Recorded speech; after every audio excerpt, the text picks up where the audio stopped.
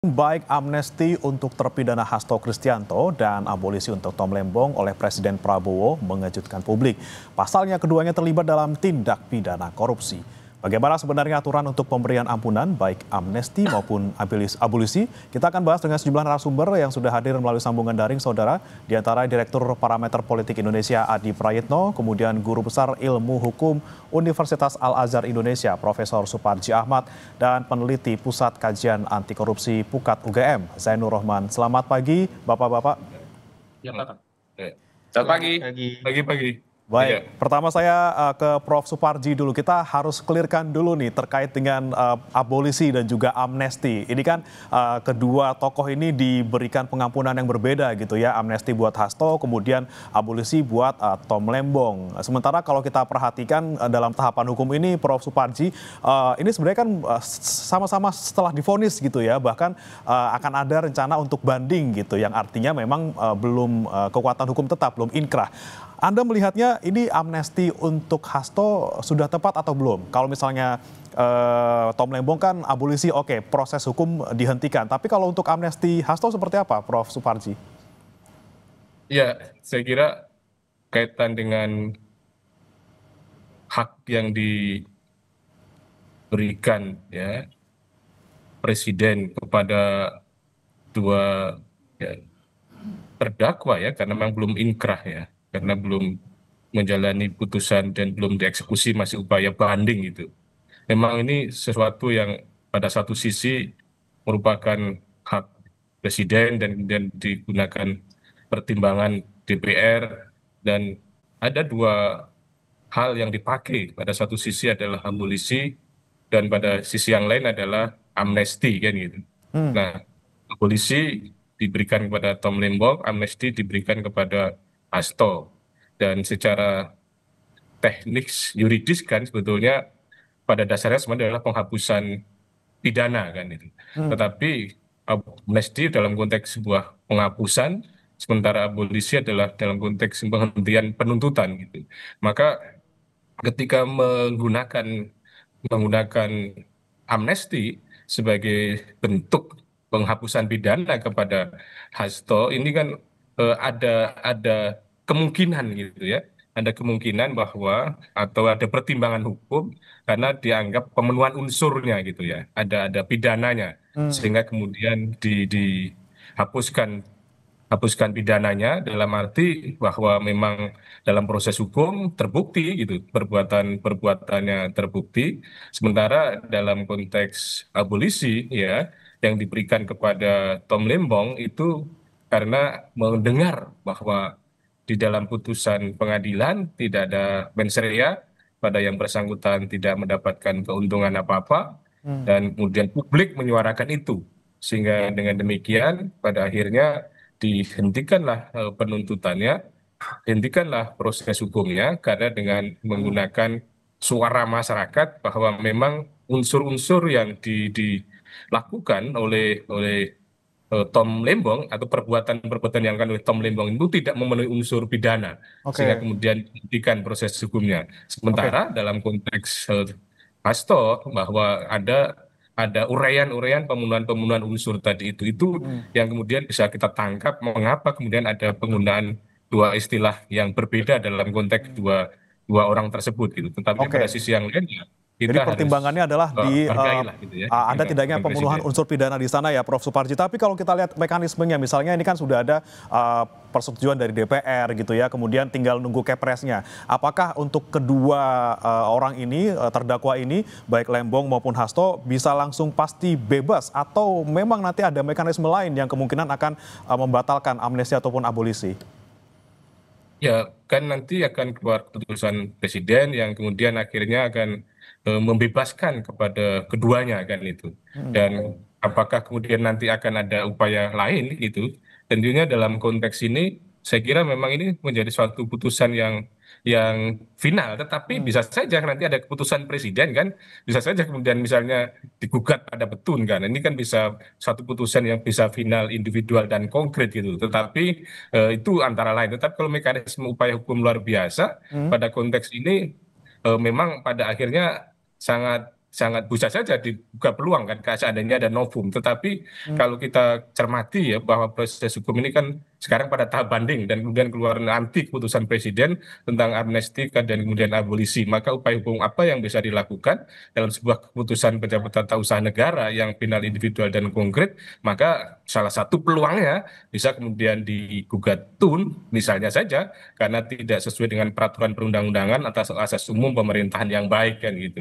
Atau Oke. pada sisi yang lain, seandainya nanti misalnya PK, tapi PK ini kan pada satu sisi kejaksaan maupun KPK kan sudah tidak ada peluang lagi untuk mengajukan PK. Jadi memang memang ini pada akhirnya sebagai sesuatu yang kemudian akan dilaksanakan dan kemungkinan Oke. akan menjadi sesuatu yang inkrah, artinya tidak teruangnya ada tetapi sangat kecil kemungkinan Oke. terbuka gitu loh. Oke, Gitu. ada peluang tapi kecil, tapi memang kalau untuk upaya luar biasa abolisi dan juga amnesti ini bisa dipastikan akan final gitu ya. Kemudian saya mau ke Mas Zainur Rohman terlebih dahulu. Mas Zainur, ini kan kemudian kita lihat amnesti dan juga abolisi diberikan untuk terdakwa kasus korupsi.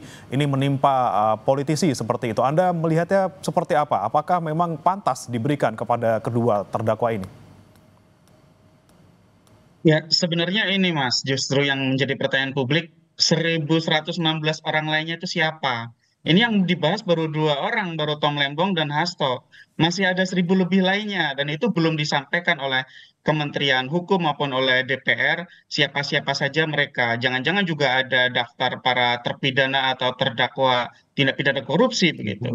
Nah, kalau dari sisi rencana presiden, memang presiden pernah melontarkan beberapa bulan yang lalu bahwa presiden akan memberikan pengampunan kepada pelaku tindak pidana korupsi asal bersedia mengembalikan kerugian keuangan negara yang telah dinikmati oleh mereka. Nah, ketika presiden menyampaikan itu, Pukat menyampaikan penolakan. Mengapa? Karena untuk tipikor tidak semestinya digunakan pendekatan baik itu amnesti maupun abolisi. Mengapa? Karena kalau konsep dasar secara ketatanegaraan ya, pemberian amnesti atau abolisi itu adalah kewenangan dari kepala negara untuk mengampuni para pelaku tindak pidana ya yang terkait dengan persoalan perbedaan politik ya yang mengancam Ya. keutuhan negara. Amnesti itu kan kata dasarnya amnesia gitu ya, melupakan gitu ya. Dalam praktik terdahulu di Indonesia itu digunakan misalnya untuk mengampuni orang-orang yang berseberangan dengan pemerintah pusat, apakah itu eksponen GAM, Fretilin, Papua Merdeka, atau juga dalam konteks sekitar reformasi 98 diberikan untuk mengampuni para aktivis yang dijerat hukum oleh penguasa waktu itu. Mengapa akan digunakan untuk menjerat pelaku tindak pidana korupsi? Apakah para pelaku tindak pidana korupsi ini dalam tanda kutip mengancam keutuhan negara gitu ya. Jadi sebenarnya ini adalah kepentingan untuk negara. Nah, sedangkan dalam konteks ini yang diberikan oleh Presiden Prabowo, saya katakan, saya melihat ini lebih kepada konteks politik. Jadi politik kekuasaan elektoral begitu ya, bukan untuk politik kekuasaan negara, menyatukan bangsa yang beresiko akan pecah, yang beresiko terus-menerus berada dalam turmoil karena perbedaan pandangan antara pemerintah pusat dan eksponen di daerah misalnya. Jadi menurut saya kalau dilihat dari konsep dasarnya itu sebenarnya kita kritik betul gitu. Tetapi memang di lain sisi kita lihat ada memang kejanggalan-kejanggalan di dalam persidangan-persidangan perkara tindak pidana korupsi. Khususnya adalah ketika aparat penegak hukum, baik itu JPU maupun hakim, tidak memperhatikan asas-asas dasar di dalam hukum pidana, khususnya terkait dengan kesalahan gitu ya. Sehingga memang gitu ya, butuh solusi. Tetapi solusi yang diambil kemudian adalah menggunakan pendekatan amnesti dan abolisi ini yang tidak lazim untuk digunakan untuk menyelesaikan persoalan-persoalan politik. Kalau kita lihat misalnya ada sebagian pihak yang menuduh bahwa perkara-perkara hukum ini adalah perkara-perkara yang berbau atau bermotif politik gitu ya. Ini kan terkait dengan politik elektoral gitu ya, Oke, bukan politik kebangsaan. Kan oke. mereka bukan mau menuntut memisahkan diri dari NKRI begitu ya. Sehingga seharusnya yang dibenahi Ya. adalah proses penegakan hukumnya, dilakukan reformasi terhadap sistem penegakan hukum, mulai Oke, dari substansi hukumnya, perbaiki pasal 2 ayat 1 dan pasal 3 Undang-Undang Tipikor, perbaiki juga aparat oke, penegak hukumnya, jangan mudah digunakan untuk kepentingan politik, oke. kemudian juga perbaiki bagaimana sistem penegakan hukum secara keseluruhan. Jadi menurut saya memang ini kemudian main semacam apa ya, perbuatan politik Ya, menggunakan tangan hukum diselesaikan menggunakan keputusan politik yang oke. juga memang punya basis hukum di dalam Undang-Undang Dasar Jadi 1945. pemberian Artinya gitu ya, amnesti dan juga abolisi ini ini kita masih kental dengan bertanya-tanya, Mas. konteks politik kekuasaan, bukan kepentingan negara. Saya menangkap poin Anda. Saya mau ke Mas Adi. Mas Adi, Anda melihatnya seperti apa? Benarkah memang kemudian melihat amnesti dan juga abolisi ini diberikan karena konteksnya lebih ke politik kekuasaan, bukan kepentingan negara? Karena ini diberikan kemudian dikala kita lagi nyorot soal PDIP gitu ya. Mereka lagi punya hajatan besar di sana. Kemudian kemarin juga ada sempat isu terkait pelemahan PDIP di sana, katanya ditarget akan dapat 7% saja di 2029. Anda melihatnya seperti apa, Mas Adi? Ya kalau kita mendengarkan statement yang disampaikan oleh Menteri Hukum ya dalam memberikan keterangan pers terkait dengan abolisi dan amnesti itu kan argumennya dua. Demi kepentingan bangsa dan negara, yang kedua itu adalah demi kondusivitas untuk membangun harmoni dan kerjasama dengan berbagai begitu banyak elemen. Itulah yang kemudian disebut oleh publik sebagai sebuah tafsir bagaimana ada unsur-unsur politik yang sebenarnya muncul dalam konteks abolisi dan amnesti, yaitu untuk menjaga kondusivitas dan harmoni untuk membangun bagaimana bangsa di masa-masa yang akan datang. Apalagi misalnya kita tahu bahwa persoalan Tom Lembong sama Hasto, saya kira ini adalah dua kasus yang dinilai merupakan salah satu yang cukup membetot perhatian publik secara serius. Dalam konteks Tom Lembong misalnya kan tidak ditemukan mensrea.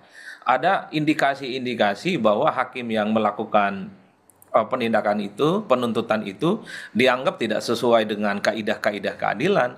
Begitupun misalnya dalam kasus Pak Hasto yang saya kira cukup panjang, begitu banyak demonstrasi termasuk juga dukungan-dukungan kepada Hasto, karena dalam sidang-sidang sebelumnya misalnya itu tidak ditemukan ada unsur-unsur pidana, meski KPK telah memutuskan sebuah putusan yang tidak bisa dibantah. Jadi dua persoalan ini yang memang dalam banyak hal yang kita tahu beberapa waktu yang lalu kan banyak tuh supaya pemerintah mengintervensi dan ikut campur untuk memberikan rasa keadilan. Nah, hari ini kita mendengarkan secara terbuka bagaimana pemerintah sudah memberikan amnesti dan abolisi kepada dua orang, salah satunya di antara begitu banyak yang diberikan amnesti dan abolisi, yaitu tadi untuk menjaga bagaimana harmoni dan kondusivitas. Bahkan kalau kita membaca korespondensi secara historis misalnya, Pak SBY juga sempat memberikan amnesti kan tahun 2005 kepada kombatan BAN, tentu untuk menjaga bagaimana perdamaian ya yang ada di Aceh, dan hingga hari ini kita juga tahu bagaimana GAM itu juga menjadi bagian NKRI yang tidak bisa dipisahkan. Di Amerika Serikat dulu ada yang disebut dengan Presiden Gerald Ford ya yang juga memberikan amnesti bagi penolak wajib militer di era pemerintahan di Perang Vietnam. Begitupun Nelson Mandela, kan kita juga ingat, dia membentuk semacam Truth and Reconciliation Commission untuk memberikan ruang Oke. semacam pengakuan dan ampunan demi menutup luka supaya kasus apartheid itu tidak melahirkan dendam yang cukup luar biasa. Jadi secara kesimpulan sebenarnya kalau ini mau ditafsirkan secara politik tentu untuk menjaga harmoni dan kondusivitas, Oke. terutama terkait dengan kasus-kasus hukum kepada orang-orang tertentu yang dinilai kasusnya itu dianggap kontroversial, tidak Oke. melahirkan keadilan, dan itu tujuannya adalah semuanya supaya bisa guyup dan bisa kerjasama. Tapi Mas Kan itu Adi, yang bisa dilakukan punten oleh Mas publik. Adi, saya potong Mas Adi, tapi kan ada juga pernyataan yang menggelitik dari Menteri Hukum yang mewakili pandangan Pak Prabowo bahwa alasan pemberian amnesti dan juga abolisi ini terkait dengan kerjasama kolektif termasuk dengan seluruh elemen politik. Terlebih setelah kemudian ada kemarin diberikan persetujuan oleh DPR, Pak Sufmi Dasko, Wakil Ketua DPR kita, kemudian memposting foto bersama dengan sejumlah tokoh. Ada Mensesnek di sana, Prasetyo Hadi yang juga orang Gerindra, kemudian bersama Bu Mega, bersama Mbak Puan gitu ya, ada Prananda juga di sana. Ini kan kita nggak bisa pungkiri ada sesuatu di sana, Mas Adi. Ya memang politik kita kan politik harmoni, Mas. Yang diberikan amnesti dan abolisi itu adalah kasus yang selama ini memang mengandung kontroversi dan perhatian publik secara serius. Ya terlepas dari kontroversinya yang cukup panjang, kasus Hasto ya bagi para pendukungnya ini persoalan politik, bukan persoalan hukum. karena unsur hukumnya katanya itu dipaksakan dan seterusnya. Artinya apa? Hal-hal yang semacam ini ketika kemudian lahir abolisi dan amnesti termasuk untuk Pak Tom Lembong kan publik sederhana. Ini kan ingin mengakhiri pembelahan publik yang selama ini muncul ekstrim. Apapun judulnya terkait dengan Tom Lembong yang berteriak tentang mencari keadilan itu adalah pendukungnya Anies Baswedan Oke. yang disebut dengan anak-anak Abah. Ketika ada kasus Hasto yang kemudian membetot perhatian publik, itu kan para pendukung Hasto, kader-kader PDIP di berbagai tempat Ya. juga menuntut keadilan.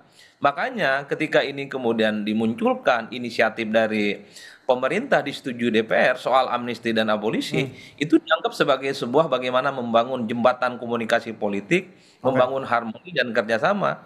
Apalagi kan pada saat yang bersamaan dalam waktu berdekatan, kita mendengarkan bagaimana PDIP Ya. memerintahkan kepada seluruh kadernya untuk mendukung penuh program yang dimiliki oleh pemerintahan saat ini. Jadi sulit sebenarnya untuk menghilangkan kesan kepentingan politik, yaitu politik harmoni, politik kerjasama, dan politik guyup antar berbagai elemen-elemen Oke. supaya tidak ada fragmentasi Baik. dan tak ada lagi pembelahan-pembelahan yang ada di negara. Oke, Itu tapi yang saya pertanyaannya kemudian Mas Adi, apakah kemudian dengan adanya foto dari Pak Dasko kemarin dan juga kita lihat bagaimana kemudian peta-peta partai dan juga kekuasaan eksekutif dan juga legislatif di sana bertemu, apakah ini menandakan PDIP bakal bergabung di koalisi dan kemudian apakah memang terjadi check and balances yang benar di proses hukum ataupun di lembaga hukum kita terkait dengan pemberian amnesti dan juga abolisi ini. Kita akan bahas saudara setelah jeda berikut ini, tetap di Sapa Indonesia Pagi.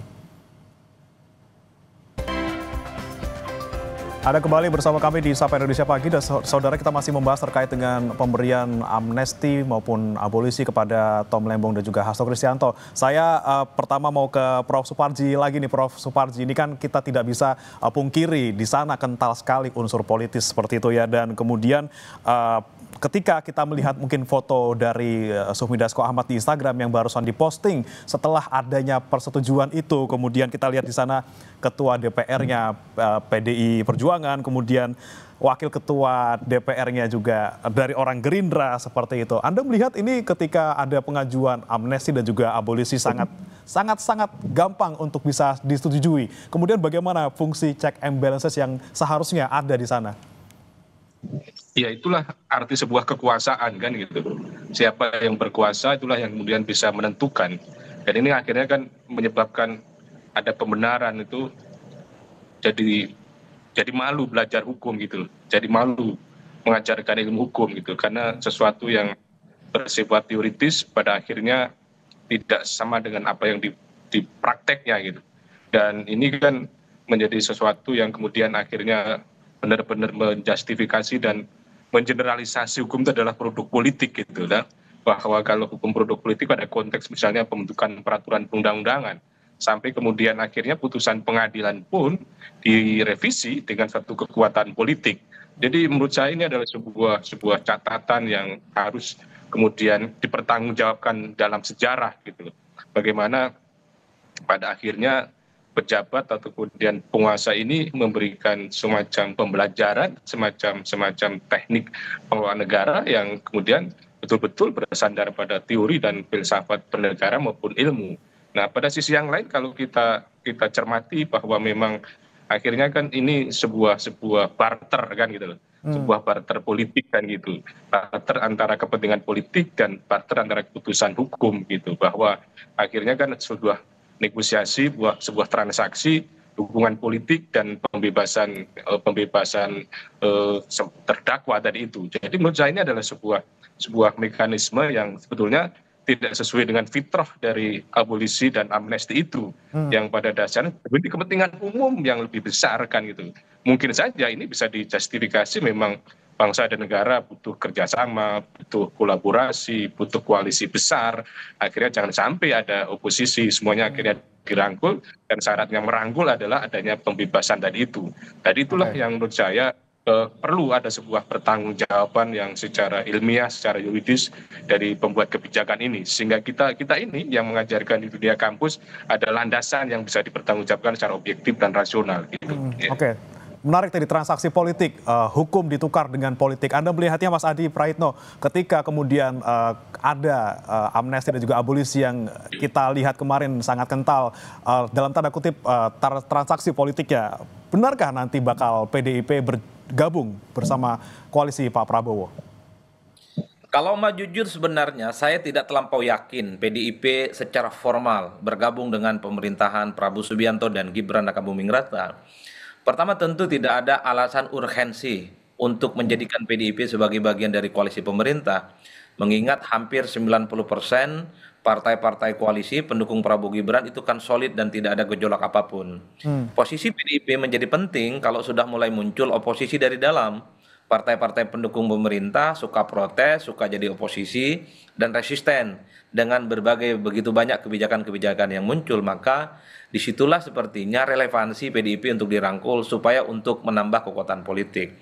Nah yang kedua, secara prinsip kalau kita mau jujur sebenarnya, tanpa bergabung secara formal sekalipun, PDIP itu dalam banyak hal sudah memberikan dukungan penuh secara total terkait dengan kebijakan-kebijakan strategis pemerintah. Kita bisa cek satu-satu.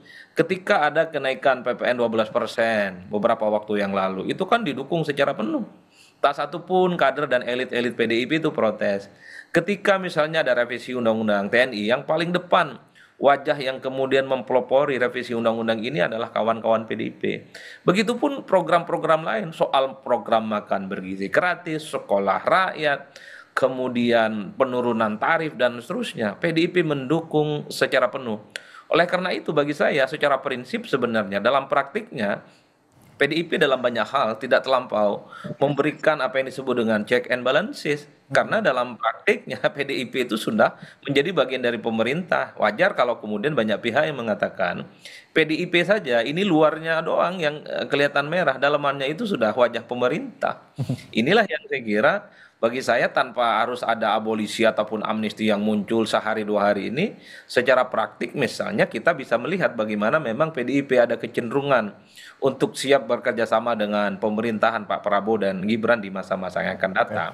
Oleh karena itu sekalipun ada amnesti misalnya kepada Hasto, bagi saya ini tidak akan misalnya akan membuat otomatis PDIP menjadi bagian di dalamnya. PDIP sepertinya menjaga jarak dengan kekuasaan, ingin terlihat berada di luar. Tentu secara praktik mereka akan memberikan dukungan secara penuh. Instruksi itu disampaikan ketika di Bintek misalnya di Bali beberapa waktu yang lalu, meminta kepada seluruh pengurus, fungsionaris dan seluruh kader PDIP tegak lurus dengan semua program-program yang dimiliki oleh pemerintah saat ini. Bagi saya itu clear, sebuah statement, sebuah manifesto bagaimana PDIP sebenarnya sudah menjadi bagian dari kubu pemerintah tanpa harus ada menteri yang ada di dalamnya.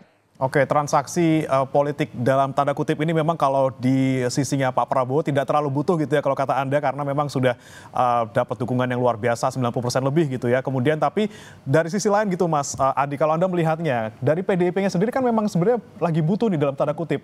Tolong dong bebasin Pak Hasto gitu ya, karena sekarang lagi gonjang-ganjing partai saya kalau tidak punya sekjen gitu. Mas Adi. Ya Mas? Ya Mas Adi, kalau Anda melihat kepentingan yang lebih besar sebenarnya ada di PDIP ketika ada transaksi dalam tanda kutip transaksi politik ini, ketika kita lihat pemerintah memberikan amnesti kepada Pak Hasto. Memang yang lebih butuh tuh PDIP-nya atau seperti apa Mas Adi? Ya kalau mau jujur sebenarnya ini semacam mutual interesting, sama-sama membutuhkan supaya tidak ada ekses-ekses negatif yang mengarah kepada dua belah pihak. Kalau kita mau jujur Mas, persoalan kasus Hasto ataupun Tom Lembong ini kan yang disalahkan adalah pemerintah. Sekalipun umur pemerintah hari ini kan seumur jagung, baru sebatas 10 bulan. Dan yang dalam banyak hal-hal yang terkait dengan peristiwa hukum itu kan dikaitkan dengan pemerintahan sebelumnya. Tapi kan pemerintahan saat ini tidak berhenti, terus dikritik, terus dibully. Dan bahkan misalnya diminta untuk melakukan intervensi terkait dengan persoalan Tom Lembong ataupun Hasto karena dinilai tidak memenuhi unsur keadilan. Itulah yang sepertinya ingin dihindari. Hal-hal yang selama ini viral di kalangan publik dan kebetulan kasus dua figur ini kan membetot perhatian publik karena dianggap sebagai dua faksi dalam Pilpres 2024 yang lalu. Sementara pada saat yang bersamaan harus kita juga akui Pak Hasto ini per hari ini itu masih sekjen PDIP. PDIP hanya ingin memberikan pesan bahwa Hasto itu adalah bagian dari salah satu denyut nadi dan jantung kekuatan politik mereka. Jadi sekalipun sudah ditetapkan sebagai tersangka, Pak Hasto itu tidak pernah diganti posisinya. Ya. Tidak ada PLT yang menggantikan posisi sekjen di PDIP. Ini kan menegaskan bahwa persoalan Hasto adalah persoalan PDIP. PDIP menjadikan persoalan Hasto itu bukan persoalan hukum, tapi murni persoalan politik yang harus dicarikan bagaimana jalur keluarnya untuk mendapat keadilan. Ada Yang saya simbiosis sebutkan. mutualisme ya antara pemerintah Ada maupun simbiosis PDIP. mutualisme. Ya, tapi Ada tidak simbiosis perlu mutualisme. bergabung gitu Mas Adi ya.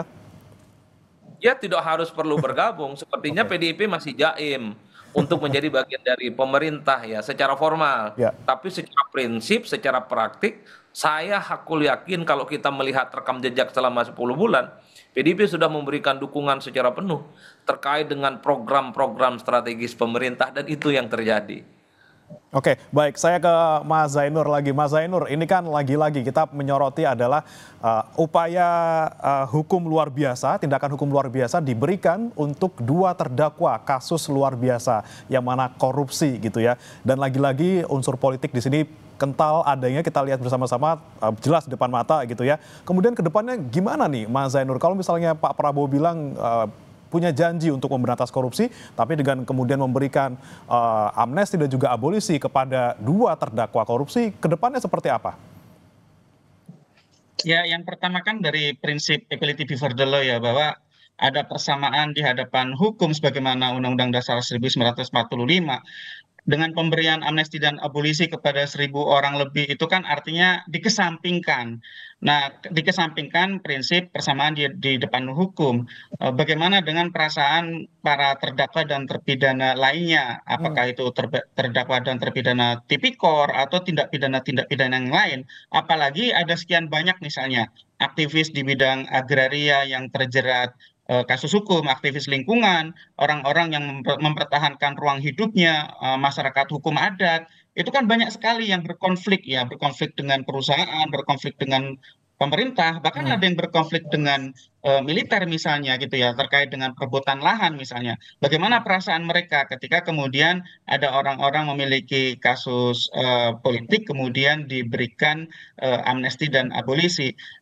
Saya setuju agar kasus-kasus yang janggal itu dikoreksi. Tetapi cara koreksinya itu yang harus betul. Cara koreksinya adalah menggunakan mekanisme hukum, gitu ya. Jadi kasus hukum itu diselesaikannya dengan cara hukum. Ketika misalnya akan dilakukan penuntutan oleh kejaksaan terhadap perkara-perkara yang ada nuansa politiknya sangat kuat, sedangkan bukti hukumnya sangat lemah, ya seharusnya aparat penegak hukum itu yang kemudian diperbaiki, direformasi, dikendalikan agar mereka tidak abuse of power, begitu ya. Di dalam kebetulan saya punya pendapat yang berbeda terhadap 2 perkara itu ya, perkara Tom Lembong dan perkara Hasto gitu ya.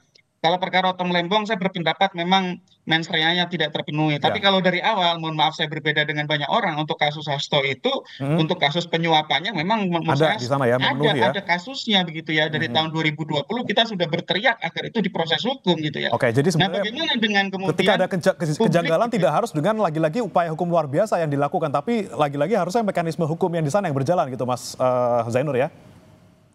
betul, ke depan kalau seperti ini akan digunakan terus-menerus Mas gitu ya. Ke depan ada kebutuhan politik untuk mengendalikan orang, menundukkan orang, jadi tuman mengajak gitu ya orang kalau untuk kita bergabung. misalnya Akan ujuk-ujuk digunakan sedikit-sedikit amnesti dan abolisi. kasih ampunan gitu, apalagi ada unsur politis di sana. Betul. Baik, saya tangkap maksud Anda Mas Zainur. Terima kasih Mas Zainur Rohman, peneliti Pukat UGM, kemudian yang sudah bergabung juga Mas Adi Praitno, Direktur Eksekutif Parameter Politik, dan juga Prof. Suparji Ahmad, Guru Besar Ilmu Hukum Universitas Al-Azhar sudah bergabung bersama kami di Sapa Indonesia Pagi. Kita lihat nanti seperti apa ke depannya. Selamat pagi Bapak-Bapak. Pagi. Selamat pagi.